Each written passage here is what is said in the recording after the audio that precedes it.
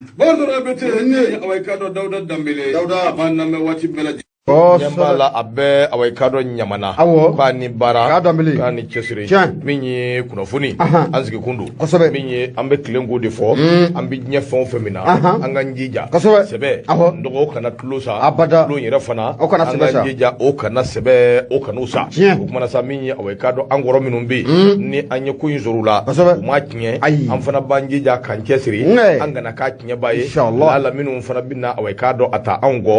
fana na glanka nga jate 2000 mbe o bajira ka fa ko ko ni be niveau mina ando ka binyini ka kembil sa nyami nga twanga sulumana fu si sulu mba fu ka wali nyimando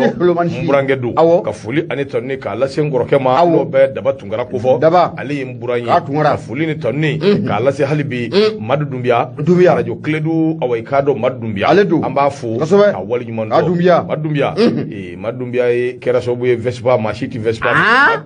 korokoro dumbia ka vespa ko ikaba ko ko sobe vespa fa na be doni chamanta o ngodo di ta re kamadu awo vespa be doni ta ala ta dogo fentara ay be feka koroka charbon boroko kuma fo le ma charbon ko kuma fo na yire de so bon na ye madumbia kledula aya fo ko nura fm ko ado keminu be bete ay ka ko ya ka charbon boroko kuma fo charbon boro saba esmoro setona ka be siri vespa ka ni ala che koroma dumbia re bo fo vespa nyefela be koro o saba be ta di joma wa aye ba ko be do nyana aye kelembla mf ka kelembla df ka ta kelembla 3 fi la Roman okerade aye soni bana yo okerade aya asaba be do soro nere ye koroye minda kura bika minda kura chechi besiba pousser ngoy koro akuto mbida revient ngoy wange kata fomna ala ka ni sabo ami ana ngoro ke ba angoro ke no be yusu kufo yusu karwati ani murbu sanugo ere nouveau yusu ka do ani ere nouveau murbu ambu foko wal nyumando yusu karwati ale fana ya ma sam ayaka ya ma san sheni tike ko tulu muwa yere fambela ka do sokono ko moto kinyana ko sobe ya tuna amena dugu kono yusu mena dugu kono abado na duna bayni ba ma bayni de bayni fofana be yusu nyuka tala makakana dalaje la ilaha illallah ma ben fu koroma ngoni bayni sigi moto nyofeni yusu ko fe ba ko ka tulu no ko moyira la moto ko moto tiena ay moto kulungulu ka do fabe fi ay ko modia min tiga ko akara bare bayni fini ngoni no ko koyi ko mu gara ko moto tiena o du bisa jaay moto kulungulu ka ta mécanicien ko ay nyama kanga sheni intu Bordora bete ambitani fasiri ya zuki kuye ma usuki mbeka fasiri kono wakari minya awekado l'indépendant mission sikaka l'indépendant ninya leta minya awekado wulika joke meka kuma feminga odebe awekado talike kulubasa minya kunu ya awekado folingoro to e dala maga minya colonel mimbe anguna be nabe ashime guita kufo ekado kafo akemeka jigise mejiri ko ke awekado masanye ka ke awekado anga awekado jamana marabawi be no lui anga dugutikila ka oni awekado anga maweroye mbe population minumbo lo représenter nango amako force vive de la nation akembe ke jigise ma uluka mimbe se ka to jamana gloma ba mimbe nango amako constitution mba mbe se ka chari mali fambe fe wa ma obi se ka bo ne ka ta voter awekado unzona ka to chama voter chugo président mimba nguna transition nyama bano e colonel Ashimi Goitai kunun de do kalo kile muga ina fa nya fo chugomi minya awekado autorité légitime traditionnelle légitimité traditionnelle aye awekado olu bismillah akera yoromi akera ambela jile je shomi no be kuluba ko fo mate ala bo fando e bitawa ne bitawa ala dia don venye ga pale mimbe na be kuluba ko fo Ashimi yu bismillah yi akode strategela minya awekado la nyini kundi dowere kanunu bismillah ka sebende ngono ko e minye ka nyefu yi ka duma obisika awekado atere chugomi mali fandani nani bela jile fe population bisika lame chugomi akode kama ni ejete mineke dati mimbe ni awekado ye don kerengere ninye mimbe sika jira ka fo kala ta imbike no referendum e nangwa ma ayi anzona obike awekado domi oduma fo sabu kalo kleta di konondo de kumbulu dale do marsikalo yi nga bora do koro ko tradition awekado anyama ya so mo obefe ka wulika jode kesa mimbe sika to awekado 7 day abi chari fambela jile fe chugomi akode kama président de la république min ya away kado transition nyama ba président de la transition ale ko ni away kado ni ma ko fule no ambora ka minun fo ayo lu bismillah olu bismillah li away kado keneka premier ministre kumbe gouvernement away kado amaw fana olu kumbe ako Boubacar Sow ale min ye commission de finalisation o ma doye minun goni ya ko 7 ko ka je kata di ashimima ale min ye o maye aye away kado cikan kerengeren nundi ka dira ka fo 7 ngonnana fen jaman be no ko kurawye minun duna kono ka fen jaman fana be we minun joshi ka bo kono sabu min ya away kado ko ngoni bela jile kera be ani kilinya konnana ko kuma na sa min ya away kado uluko ni na fere ani dabalike aka di autorité umma ko wuli ka joni chesuru ke min se ka to abi cheri chugumi ako président de la transition ale ka discours konnana aya dira ka fo min ya away kado nye mi ko ka laje la nyini min gumbe ni foto do bela jile ka la nyini de kundo no ye ka 7 din kuradi anuma na be constitution ko fo la nyini ngera assise nationale de la refondation ANR o keneka ako la nyini inde konnana uluko ni be ka bara num bela jile ke o na manye ka fo jamana deun yere ka la nyini do away kado finya boda ka duma away kado ni zirafe uluko ni ya barake min be se ka to abinye chugumi président min be ne away kado be ashimi ko ito ko fo ako ale dambala ka fo min ya away kado 7 din dito fle ma minu man niye lu ye faso deun de wa faso de minu do ubise ka wuli ka joke man bura ko min vora away kado 7 din abise ka chari chugumi mina aya jira o bela jilindi la ka fo ko away kado mi chika min diro luma la nyini minu ngera lu ya bara o bela jileke ka ba away kado bara to ko ni be away kado manu nunde bulu force vive de la nation bara to be olu de bulu u ka wuli ka joke min be se ka to la nyini be se ka ke aw bulu soro fe chugumi mali be se ka lafiya chugumi ashimi ya daka ako sikate mina constitution min fle ne na nyabala anga tabala ka wifo o de nywande sabu constitution ina temena ni be jera nai ndo mali away kado kura ku kuma min be ka fo sika tola abi sabati o temene ngo anga jera ma horonya min ngo ni ye andala gese abi wati jambo o ke away kado bada nyekse blindi e kado ni mfana be okufo akilna jigina commission ngo ni away kado uye bara kulu giru ndeke ni nguinga abi ma mimbo abi ma bi woro jate abo lubo minu ye bara ke ni nguinga politiki mo bala société civile ananyo kona chama mimi se kato abi bla bala chugumi article keme ani bi kono do ani kele o de ba kono na kata soro uya ta wati mi keme ni bi kono do ni duru o de kumba kono o kuma president ayi wuli ka jo minge away kado ka chika mindi do away kado fasire mi vo Boubacar Traoré bité yeni Musa Bilali Sidibe aka fasire do l'indépendant o ka bidon boli ibu nyabala Mon meganyama bunya aseba koro jaranye ene pana ne ya le blane be mbolo mba karika do ne boni sebanye seba munu ko amako nouvelle horizon Patrick ba atoko de Fatoumata Boba Doumbia aya yira ka fo ko munye marsikalo klenani temani nyama ni akli bala munye kura urushi barakela mafla lu jasura ko ni katunu gawo ane kidali ni nyanje sebani gala ko ako dibla soko klaba itwa mandi ibena ka fo ko o che flamunu utaraka trabaso ka nuye nyama ko ukoni yera dimashi temene neka dimashi kemene no bena masikalo klita ani konontoma ko miye ni seseri barakala fly ku uyira Patrick ba ka fola ayira ka foko dimashi do no bena masikalo klita ani konontoma samba fla ani samu ko ani saba nyama comité international de la croix rouge damoso ankpala nanka mako CCR ukoni kuna foni ninka boka binti chari kuna foni mun kono la ayira ka foko uluka barakala mafla munu okumbe mado bulu mamunu nu umu ubuguna tikero ko odi ga ira ka foko uluga mafle ko ni ko bolo ko ni ko aboru kana sans condition ka soro ko o mafoi ko o sara condition foi ko o maye ala Patrick ba ka fola akwa be ni ngana do ku damado boy be na ka foko ni mafla ko ni ko umina nyama gawo ane kidali ni nywanje jamana yere koronfe fanfe ko ni mafla ko ni ko umina la hukum ko la ko ni ya jitemna ka laje ko munye jere kulu mombe nanka makomi ye kura uruje CCR nyama olube wulika jone chesiri de ke mamunu be akaja ko gelabuka eleke yoro la ko dabalo fe ko osroli kele me baraye olube demede tasangani wati baladile na ko olu koni ko ma ku segere oro kum kono la obo obulika jo bara muna ka chede flan woni to obulika jo bara do la ko tike koni ko ataraka da uka ma do fe mamunu nu usuya yere koni ko o ma do ko do akun damado o temenen ko fe ibe na ka ko ni mafla koni ko bolo koni ko aboru kana wa wo san condition ko o kera Patrick baka fola Fatoumata Doumbia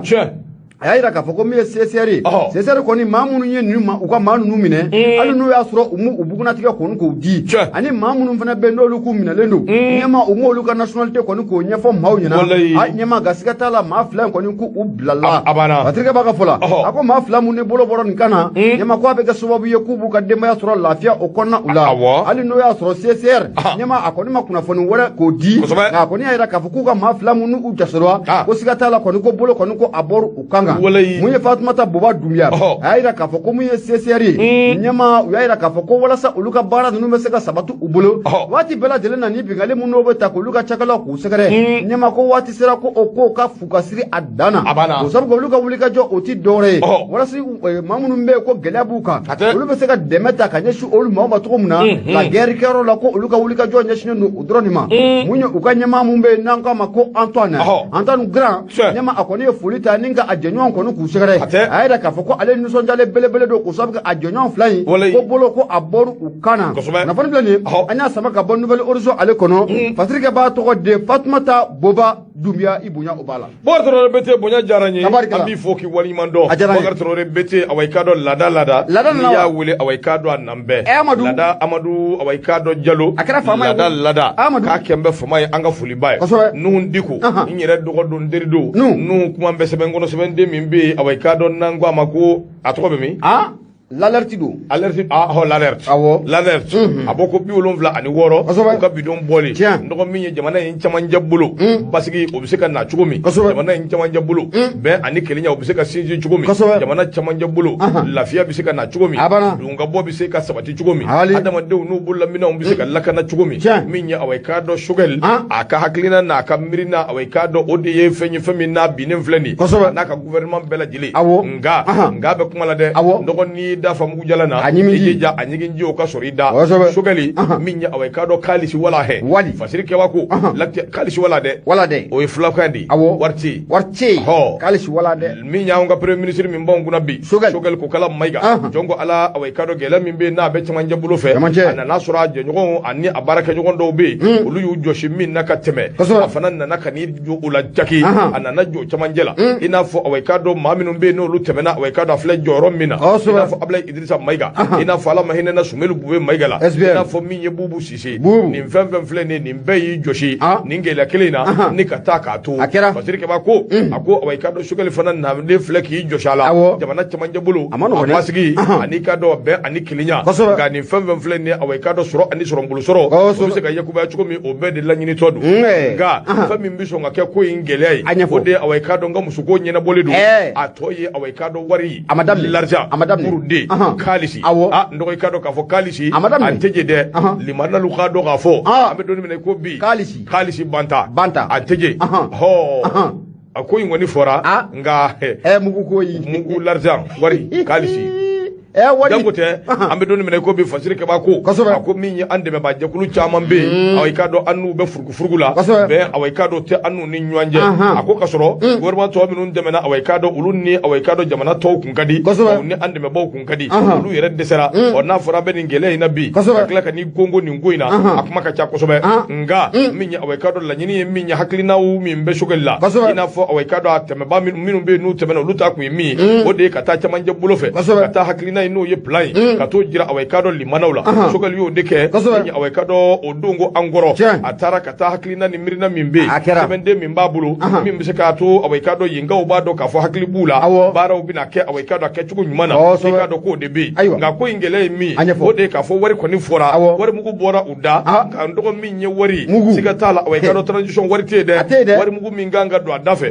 miliyari 900 miliyari 56 2022 2024 o de ye ko in gɛlɛya yɛrɛ o ne y'a 2022 2024 ye o de ye ko in gɛlɛya ye ne ma o de ye ko in gɛlɛya ayiwa 2022 24 Fasiri kɔni kun ye min ye o de ye k'a fɔ u k'a dɔn k'a fɔ ko awa i k'a dɔn Choguel taalen k'a bɛna fɔ Choguel yɛrɛ de nana fɔ a bɛ kɛ tan ayi dɛ wari tɛ a kɔni taara plan fɔ ka taa communication kɛ ka kuma min bɛ se k'a to faamuya bɛ se ka sɔrɔ kow la a ko nɔ dɛ Choguel ye min fɔ awa i k'a dɔn o laɲiniw olu ye awa i k'a dɔn tori tigɛ ye sabu lakana ka sɔrɔ fasodenw yɛrɛ ni ɲɔgɔn cɛ i ka lakana i bolo lamina ka lakana bɛn ani kelenya o ka sinsin an ni ɲɔgɔn cɛ bɛɛ tɛmɛnen kɔ ka bɔ yen min ye awa i k'a dɔn jamana awa i k'a dɔn cidenw olu ka sɔrɔ awayika dɔ kɛnɛ kan ka se ka baaraw kɛ adamadenw ye awayika dɔ nɔgɔya la o bɛɛ tɛmɛnen kɔ ka bɔ yen min ye awayika dɔ premier ministre Choguel Kowala Mayiga a ye baara caman fɔ ko in kɔnɔna na min kan ka kɛ i n'a fɔ sirabaden min bɛ yen ka bɔ awayika dɔ Sevare ka taa Segu ka taa Gawo ani k'a dɔn k'a fɔ Sevare Bore ani k'a dɔn k'a fɔ ka sira wɛrɛ labɛn min bɛ tali kɛ Douanza Ombori ani Gosi a n'a ɲɔgɔnna caman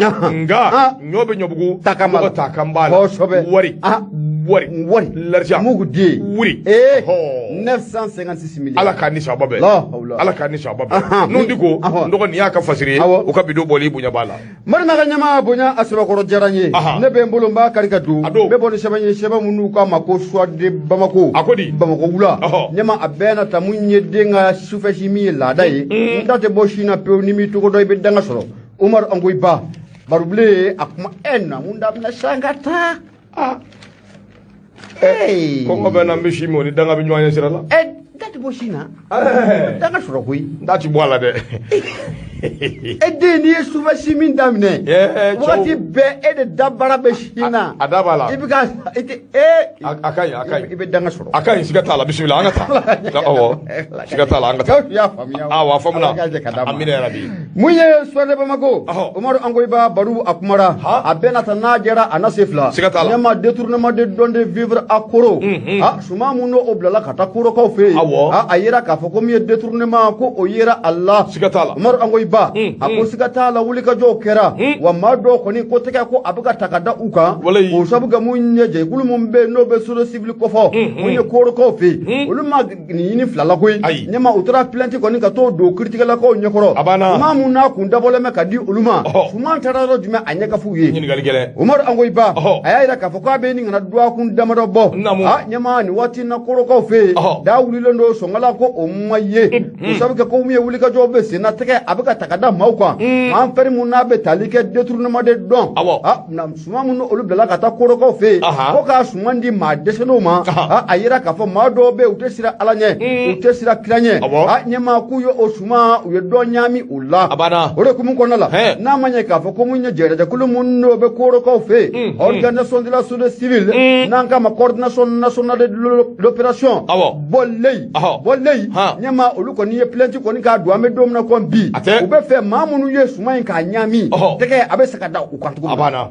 Umaru Angoyiba a y'a yira k'a fɔ ko plainte mun na a bɛ kɔfɔla tan ɲɛma ko siga t'a la ko mun ye Koro mairie kɔnɔna a na sofe fo k'a fɔ ko a na sofe o sabu kɛ a yira k'a fɔ ko mun ye suma ninnu ɲɛma ko a tɛmɛna olu ka bolo de fɛ a ko n'i ye ko in jateminɛ k'a lajɛ coordination mun bɛ fɔla nin n'an k'a ma ko Bɔleyi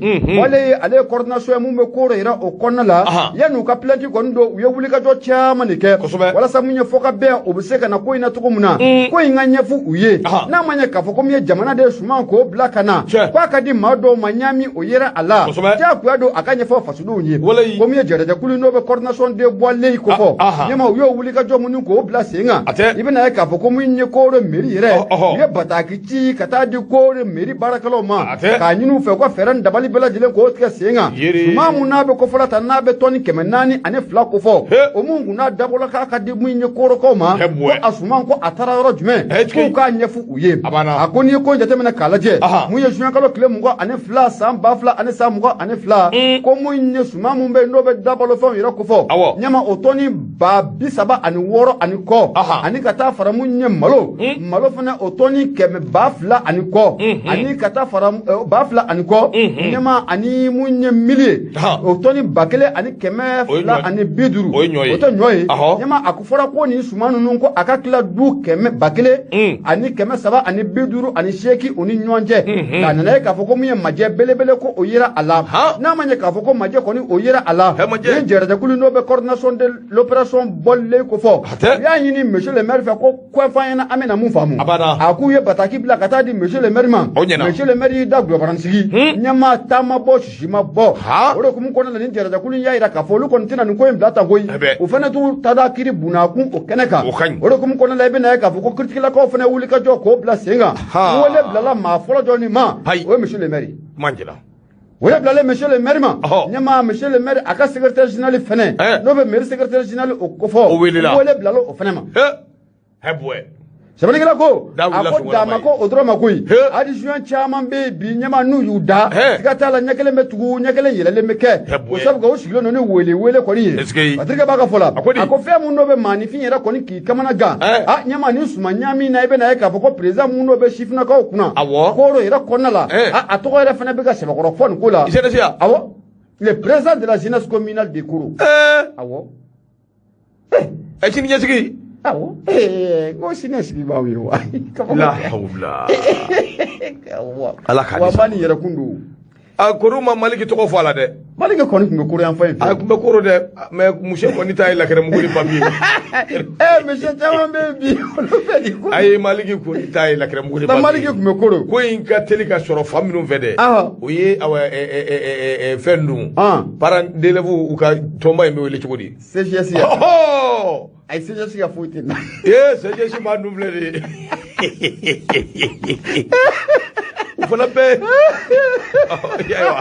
o basi tɛ CGS ka foyi tɛ na ayiwa bisimila ala ka ɲɛ ka d'a ma ɲɛma ko min ye sifinnakaw ka ɲɛmaaba Korokaw fɛ a tɔgɔ bɛ ka fɔ nin ko la wa o mana bɔ yen suman in a bɔra ka di jagokɛla dɔw de ma ko don nataw la u bɛɛ lajɛlen na wele k'u ɲininka jamana faama ka suman dilen aw de b'o tarabaso k'o ɲami siga t'a la don nataw la ko maa de sɛbɛn nin ko in na ɲɛma i bɛ nin yɛrɛ sɔrɔ mun ye kiritigɛlakaw ɲɛkɔrɔ nka mun ye jɛrɛjɛkulu in kɔni n'o bɛ bɔlen kofɔ olu m'u ta bila dakiritila koyi u taara dakiritigɛlakaw ɲɛkɔrɔ wa weleweleliw bɛ sen na ko ka daw k'a sɛbɛkɔrɔsɔgɔ Umaru Angoyiba ka bɔ min ye nouvelle soit de Bamako kɔnɔ i bonya o b'a la Bɔgɔtɔrɔ bete awa i k'a dɔn min ye boli tɛ dankɛ hali bi fasiri an bɛ taa n'a ye min ye awa i k'a dɔn fasiri min b'an bolo kɔrɔ n bɛ ale ta jaw fasiri awa i k'a dɔn an bɛ soir de Bamako soir de Bamako de don Umaru Angoyiba a de kuma bɛɛ min ye awa i k'a dɔn Jalakɔrɔji a ekɔliso min bɛ yen n'o ye Surakabugu ekɔliso a CGS o ɲɛmaaba o de ye Bura ye o tɛ yan Kogodi Kogodi de don Kogodi ta ɲɛmaa de ye Bura ye awɔ CGS in fɛnɛ waati dɔ la sutulu bɛ kɛ yen o a bɛ kɛ yɔrɔ wala waati dɔ la mugu bɛ a ko kuma ka ca a fana warini dɔ kun nana waati dɔ la mɛnɛw nɔfɛ dɛ samaraw ni samara caman faraw nɔfɛ dɛ mais a wari na Bura ɲinɛna anw kɔ n'a kɛra ten de ne yɛrɛ kɔni ma se k'a faamu cogo si la wari na CGS ni Bura u bɛɛ ɲinɛna anw kɔ bɛɛ a kɛra dɛ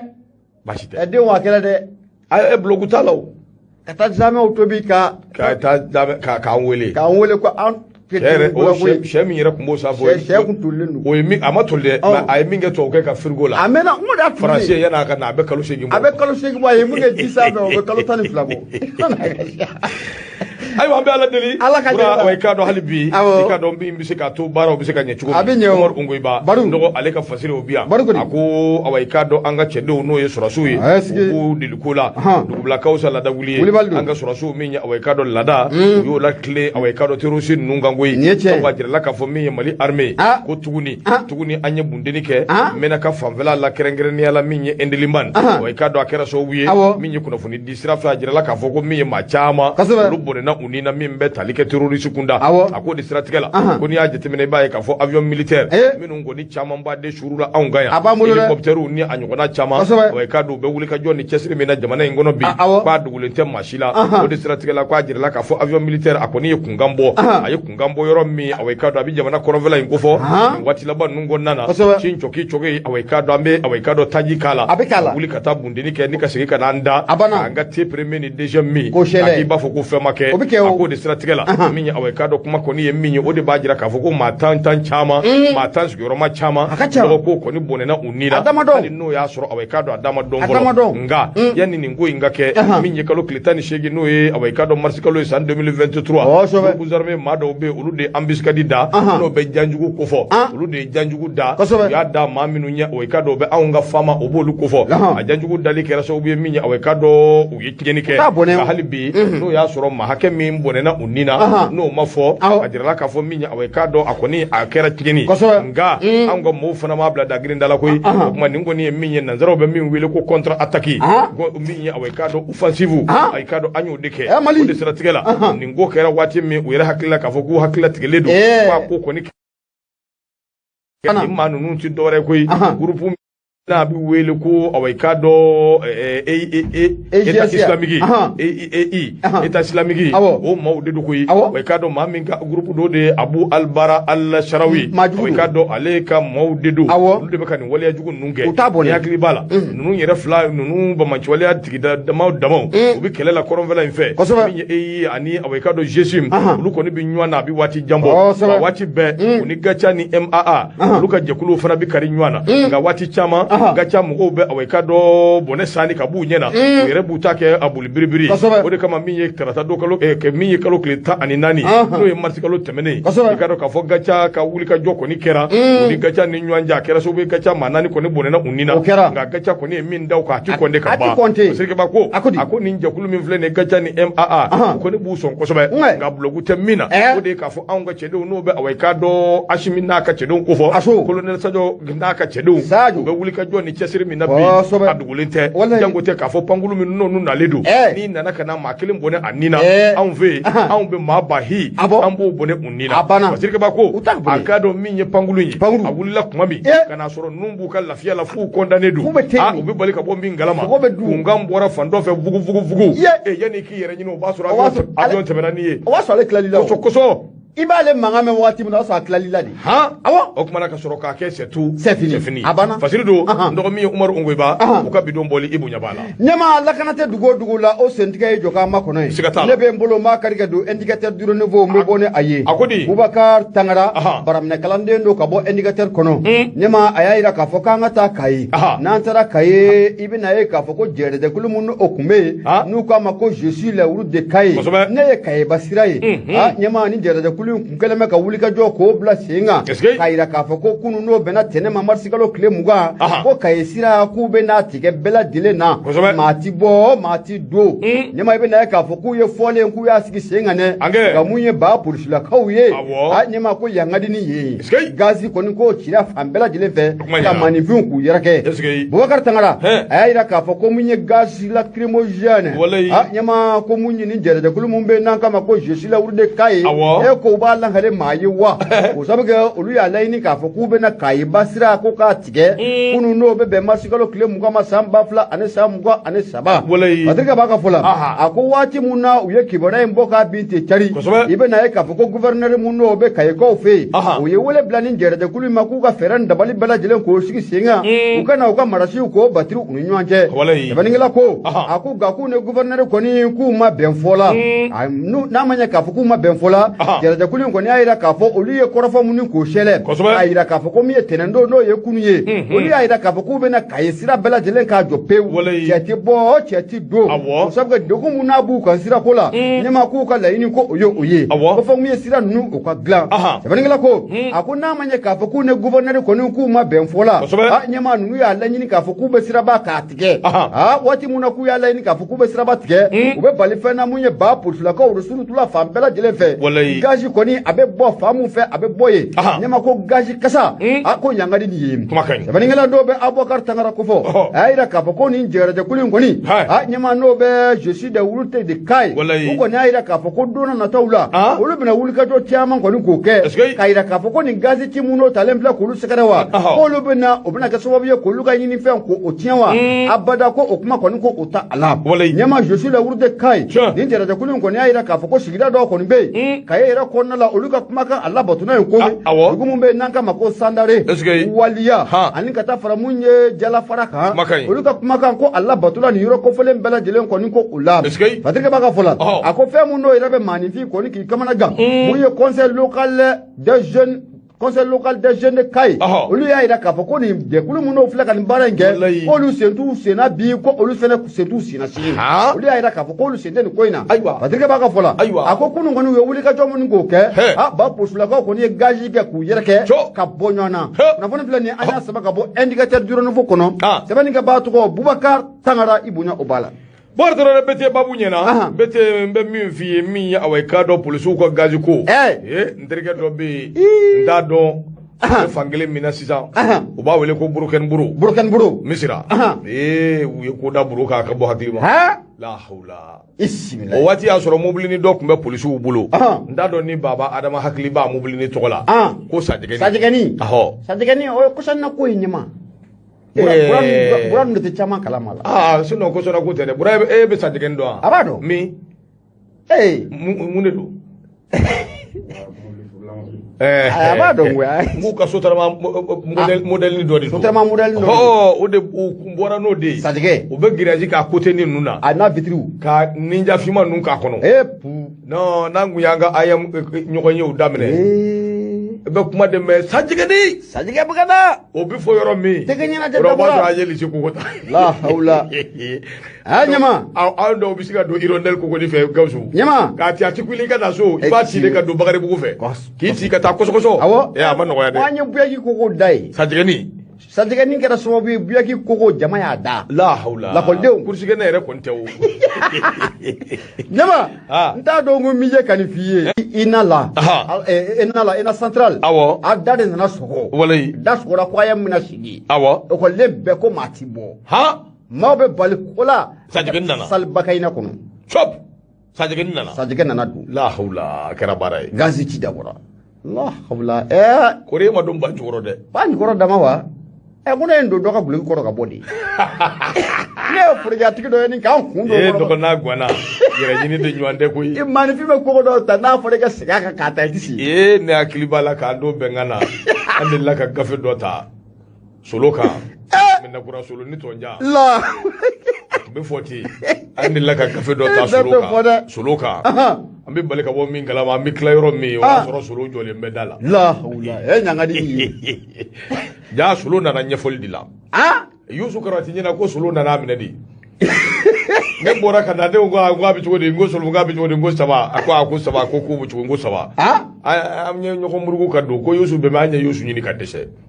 ka nyini fi ka nyini je yusu bali ama yusu karati ere nuvo yusu ambe bali ka tabo min galama ne ere nana ni alacha yusu ni studio tabali asie itu donga bonyon ite yusu ni tabali ayi clay shule ka ke studio tabali no ngo koronga tara ko hanga tara yusu bora ko eba ko shofaji bwaka abano ala gaje kata don temena sigatala no defo buranu bura ay radio bara suro dadumana abinya na bo wallahi ala ka ni sababe barto rebete yana ngata sugula minya fasiri abembulu ko minya away ka do programme de vérification des importations bokare kuma kembe bulu ngono ni shimbe shugali maiga alfuseni sanu mudu boketa ako nunu ko ni ku be away ka do fen ko lengande sabu ware mu gumi be na be ka fo dagushi baraka ka bun kosobe abita fo milliard bi worola minya away ka do bokari ako je dido kalo kle kono don no ye marché kalo barakela minum be no be direction générale de commerce ani congrès no bo kuna ani away ka do consommation ani congrès lu ye grefu papier uyo bla ka jira ka fo ni ala sona kalo kle mugani wolonvla mugani shegi amugani kono don no ye marché kalo ko bita grevula o kuma na ka kono fo ni jonjon zoro ko willa ka se syndicat nyamama no be no siribe no bo ko fo ako minyi away ka do secrétaire général no siribe wa ya jira ka fo lu ka la nyini nunte kurawe koy la nyini nu ye korolo nde kabri juillet kalo san 2021 lu be away ka do ni la nyini nuna ko de temene ngo ka boy ne je temene kay baye ka fo minyi la nyini nuna away ka do o kalwa numéro 15036 na bitali ke consommateur no ye away ka do anyere consommateur anga la fasali ko bitali ke o sirafe o lo yin lu ya laje ko lu baye ka fo ko o ndra chugo o manye o kuma ko fo ka yelma do lula ananyo ana chama lu yere ka be yoro mina ndo minya away ka do barakela chika fo kibi baraka fo sotokola kibi soro ni yoro ina kembe ba fo ko nyamambo yoro sabu minyo kanyiga ngono no ndo ni korote fly dokera mobili ni korodo de bubulu haluka mobili yere bi joro mi ndo mobili yere bi joro mi ati se ka joro ti agode strategela ajira lula ka fo luka siyeji ko ni ko obi joka ba minya away ka do ko abi labe kalo muga ani saba kono ako ambi do mi ko bi kambe suba suma niveau la siyeji amaba ko kuma na luka la nyinu chama de do minu ngoni dambe tabalika min ko ni bengera la abi wati jambo jelsa abi se ka waliya ko lu fe programme do bi na abi wele ko programme de vérification programme de awal programme de vérification des importations abi wele o cogo indila ako de siratikala min ya awai ka do jagokela bannu luka wari min be bo sara ka do o ye 0,75% sango sa wari mugo imbe min lado jamana ko abe milliard chama abo bo ako de siratikala min ye 2022 wari min lado na ni sirafe abe milliard muga ani saba na kunganve abo bo ako ni zanduru laba ngona na contrat di awai ka do mado de ma contrat saba bonyongo milliard bi woro o contrat de taraka di awai ka do société doma no be faransi société do ko fo no ye veritasi ako ni contrat min fleni jongo ala awai ka do nafa foy dengelen tala nafa kele min bala o de ka jamana kono de on na fulo ka hugumu ka economy ni ka tanai ako de kama ale yere mani jo wati dola ka ashimi mangame ko ashimi ba fa ka kuma ko nana ko contrat bidon do be ko kelme ka wari mu uche milliard chama bo faranyu anga ka da tabalika bebe ni tata kata ko ashimi yo fo do me ale yere jakera balo sabu ale ko ni hakila ka fo ulu yere kembe ka utege da yoro mi de ko hashimi nyambo milliard de tatola milliard de bisinye ni njugo ina ka dati ndaki ako milliard nyere ni ejete meneke wari mu yimbe da yoro mi awai ka do ministre de finance ministre de finance abo ko fo wa kololo yere minya akafa be budgetize wa ka be budget la ayo kuma tala ako de sinatkela am milliard chama o te budget la wallahi ako mali kono olu ba don tigi contrat signali nunu min dugole mba ko fe ko ma chama be minu mba don alaba nye minye ode awai kado gele jugu bay olu ka siège milliard bi woro ko kuma be ka fo olu ka siège joli ka banka ku sogoi atita me milliard duru ka o na fara ko baraw yere desembe ka ken jugu ina olu ba fo chugodi yel se ka barake fika ka condition mawndi la olu minu bi mboko ya olu yere ka barake li mobli nyena ma yere tubulu jango te ka ta consommateur ka ta peru jatemine ka ta suku ko na ka ta ko laje ulu fe nyuma yere tolu bolo ka se ko barake la kana yere sabatilen tolu bolo ka se ko barake yoro ye moko ye région ko no kuma ti fo ko yoro do yere be ko mobili yere tu bolo o na fara ko ningo be bi sina ikaro ka bi ma kamana gongo yi nga bara mi bara nun gadu yi akoni a jatemine ba ka fo minya awai ka do contrat minu be kata ni njugo ina contrat nu ye fondé ko minu no bi ma kamana gongo so me akoni nyogona contrat kulu ba nyini sécurité de da mgo fe u ka laje ala yere jatikama ni ashimite ni kalama ku kata ashimi informé ni programme de vérification des importations femba kono minga bu haklima femba kono minye kaba ko den dai femba kono do ala kani ci ka bo kala akonu nu contrat de minu ngoni be wa cadre minu be ko ce sont ces mêmes cadres véreux qui étaient là sous Ibeka à tirer profit de ces contrats ni ma kelen de kumbe Ibrahim Boubacar Keita ka wati ka contrat nunu fara nyanga ka henemu ka beke c'est tout c'est fini alibiwa alibi jamana hono Allahu akbaru jamana ko do me ku mu yere ka ba yemne 60 milliards ko akuma be akoni nzrafe ko awai kado ay tashi blake ka gorni seme atete ka wati ko awai kado anya ay ka fo hospital jora muti 40 milliards ton jora 60 milliards ona foro 60 milliards in pon kuturu joro la ma bi soro mimbo henemu yere dama ni nyanje e kado ka ko dando ko bi le ko lu datugura kala zo chama be minu ngele budala hospital be gerevula mi le ko deni le ko karamgo ma ta do mi ngembe ka barabla akoni ngo imbe le maître d'œuvre de cette affaire ma minu ni ngo be karamo baw yere minum ba juba ju yere la o de awai kado directeur général koro no be muro keta ko fo PM no be shogal ko kala maiga no bo ko fo ani ministre des finances Alfousseni Sanu la ne ma fo de abe fasiri ko no ko ni ka folitew aha muro tika chokoro bay mo jaga ka fasiri o de ni abu ko ni nga chokoro bay o ni fasiri kala ni ma se ni ma ro ko na fendo fo murbo nga chokoro bay de sikatala ma chara no fo goy ala ka nyaka da bon ibaro anga na nywan nege muru barakela du de nawo akoni bi barakela ere du c'est un cadre chevronné de l'état voilà mais bara bena jibena tebesira du de ay mado be nyama no lu refna bi sin wala ati nyana bo ko sobe baye ka fo fen chama be o beta bi mado ka kasuru ira ta kalama o de ka changa jamana ni o de ka cha ala ka ni chabo ami o mandoko min ya awai kado Musa Sissoko kur amarin daw amba fu ka wali mando ka ni bara ka ni chesiri o bana ma la de Gawsu Keita nega o ba le de bulo ni watina abina fereke ka fieni bwa singoro soni ni ala sona ambi nwa soro ya mashallah ka se ka gafe kunche fasiru Voilà, Gawusu an bɛ segin ka na kuma tuguni. O bɛ kɛ. Ko ka tɔrɔ de beti. Président Basekine Keyita. Ayida cɛ. K'a fo ka waleɲuman dɔn. Kosɛbɛ. Ayida Magaji fo. Kosɛbɛ. Foli tɔni lase Alhaji Sukuba Samake ma. Oto. Kosɛbɛ. Foli ani tɔni k'a lase hali bi. Min ye bin bâtiment. An b'o foli lase Awayekadɔ Ibrahima Tunkara Ibu. Ka foli lase Adama Toure ma. Baba Adama. Kosɛbɛ. Awa Gindo ani Ladaw. Fo ka taa se Baɲɛ ma. Ani Jibril Toure. Kosɛbɛ. K'aw bɛɛ lajɛlen fo. Kosɛbɛ. K'aw bɛɛ ni cɛsiri. Siga t'a la.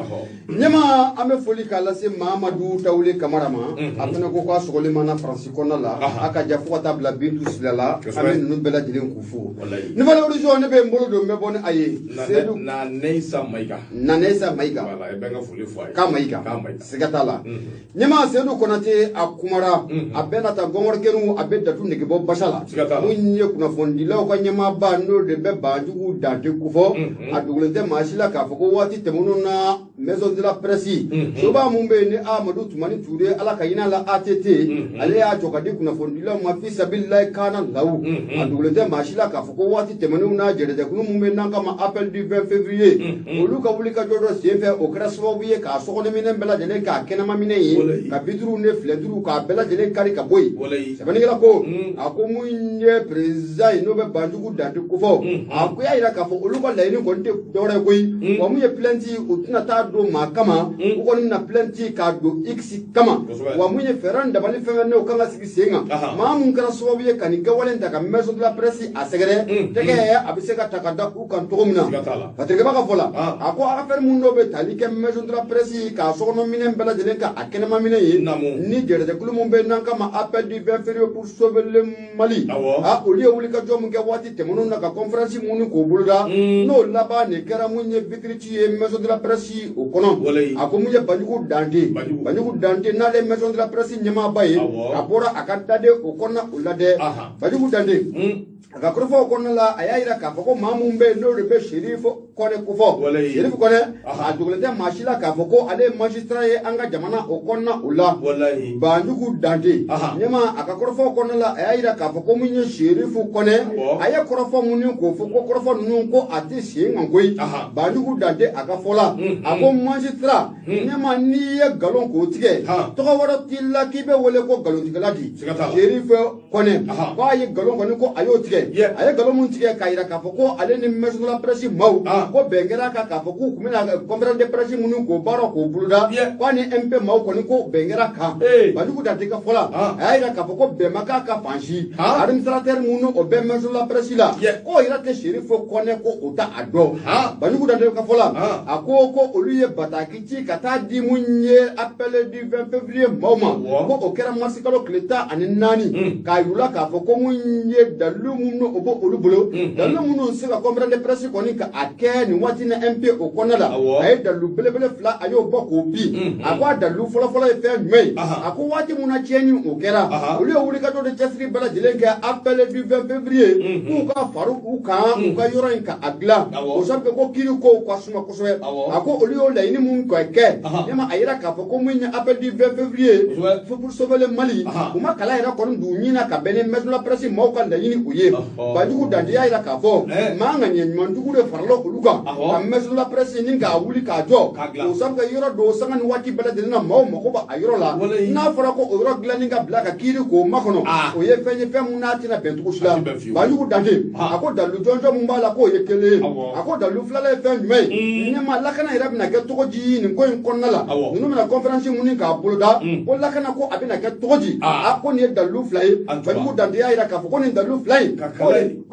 kala k'i ɲɛ tura la. Ala m'o fɔ dɛ. Kosɛbɛ. Banjugu Dante a y'a jira k'a fɔ ko nin dalilu 2 olu de y'a jira k'a fɔ ko baara in kɔni ko a tɛ se ka kɛ cogo si la. Banjugu Dante a kɔni y'a jira k'a fɔ ko an bɛ don min na i n'a fɔ ko bi. Olu kɔni ka wulikajɔ tɛ dɔwɛrɛ ye plainte kɔni ko o bɛna taa don kiiritigɛlakaw ɲɛkɔrɔ. Maa mun kɛra sababu ye ka nin gɛlɛya in kɔni ka a ta ka Maison de la Presse k'a sɛgɛrɛ. Ɲɛma Maison de la Presse a bɛ se ka bila a ka hakɛ o kɔnɔna o la cogo min na. Sɛbɛnnikɛla ko a ko mun ye Banjugu Dante a y'a jira k'a fɔ ko mun ye Sheriff Kɔnɛ ani ka taa fara mun ye Isa Kawudimu. Ɲɛma ko waati tɛmɛnw na k'u nana bɔ olu ye. U y'a yira olu la k'a fɔ k'u ka fara ɲɔgɔn kan ka taa plainte kɔni ko o don. Olu y'a jira k'a fɔ ko wulikajɔ minnu o fila a bolo nin ye tan. Siga t'a la Maison de la Presse kɔni tɛna fara aw kan cogo si la an ka taa plainte k'o don ɲɔgɔn fɛ. Maison de la Presse anw man ka plainte k'o don an yɛrɛ ye. An b'o don X ale contre u la. Patrick b'a ka fɔ la a ko jateminɛlikɛla dɔw bɛ k'a yira an bɛ don min na ko bi maa minnu bɛ yen n'u hakili juru carilen don kosɛbɛ olu bɛ k'a yira k'a fɔ ko appel du 20 février pour sauver le Mali ɲɛmaa ko u bɛ fɛ ka fɛɛrɛ minnu k'o tigɛ o sabu kɛ u hakili la k'a fɔ ko olu de degun tɛna k'olu de k'u sɛgɛrɛ komi maison la presse bɛ fɛ ka taa kɔlɔlɔ ka taa a surutu olu kan o y'a yira k'a fɔ ko kɔni ye fɛn ye fɛn minnu olu tɛna du kunna bi olu fana tɛna a du kunna sini Banjugu Dante kɔni y'a yira k'a fɔ maa mun bɛ yen n'o de ye Sherifu Kɔnɛ ye ɲɛma ko a ye kuma minnu ko fɔ magistrat don dɛ nka a ye kuma min fɔ a ko kuma ninnu k'a sigilen tɛ sen kan k'a ye wuya k'a y'a fɔ nafolo filɛ nin ye an y'a sama ka bɔ Nouvelle Horizon a kɔnɔ Seydou Konate Patrick ba y'ale bonya o b'a la Fatamba Sissoko a bɛ awayika dɔn Libreville Gabon an ka foli ba ye Ablaye Nterido a bɛ awayika dɔn o Gabon kelen in na Ablaye bi fo ka waliɲuman dɔn k'a Kamara k'a ni cɛsiri